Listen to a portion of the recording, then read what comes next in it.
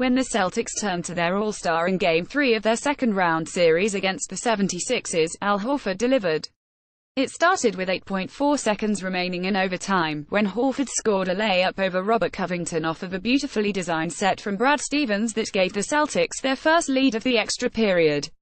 It then extended to Horford sealing the deal by picking off Ben Simmons' pass to Joel Embiid on the ensuing possession and calmly sinking a couple of free throws to extend Boston's lead to 3 points when he gave them no choice but to intentionally foul him.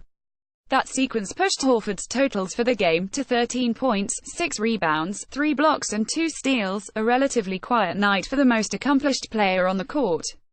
And yet, what he did in the second half, from his clutch play on both ends to his individual defense on Embiid in the post, turned out to be the difference in a pivotal game that was decided by one possession.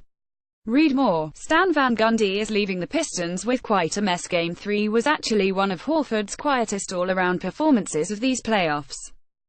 He's in the midst of the best postseason run of his career, with averages of 17.2 points, 8.7 rebounds, 3.4 assists and 1.5 blocks per game.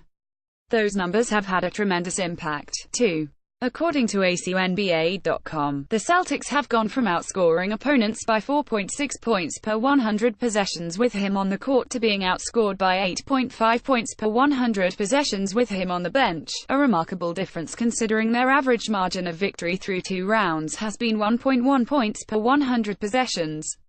Horford has made his greatest contribution on offense in that regard. Even when he's not putting up big scoring totals, his outside shooting provides crucial spacing for a Celtics team missing its 2 best playmakers.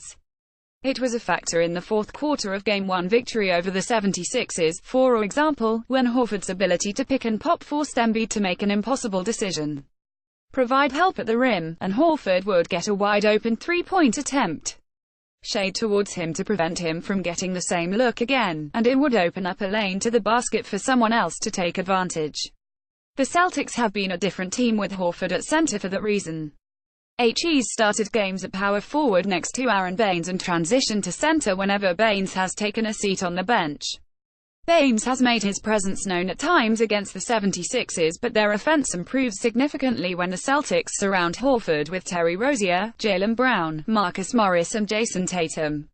While none of them can fill the void of Kyrie Irving and Gordon Hayward, they are each threats from the three-point line and capable of making plays for themselves when Horford's gravity gives them space to create off the dribble. It helps that Horford has been a force in the post as well.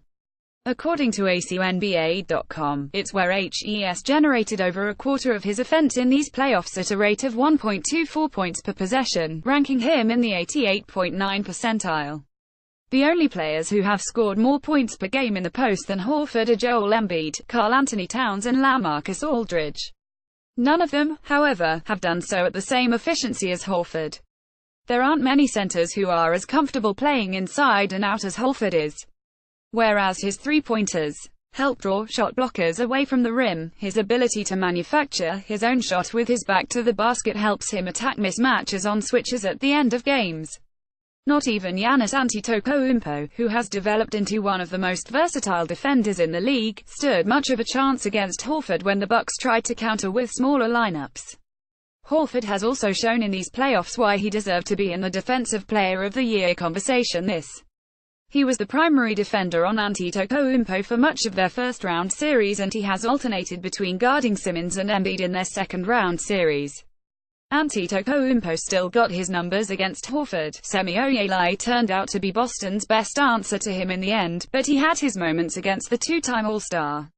Simmons and Embiid, on the other hand, have both struggled at times when matched up with Horford. Game 3 in particular was a nightmare for Embiid and the 76ers.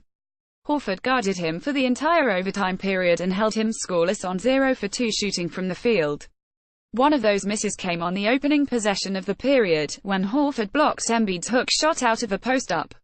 There simply aren't many players in the league who have the strength to battle with Embiid in the post, the speed to keep up with Simmons off the dribble and the length to contest Antetokounmpo's shots inside and outside of the paint.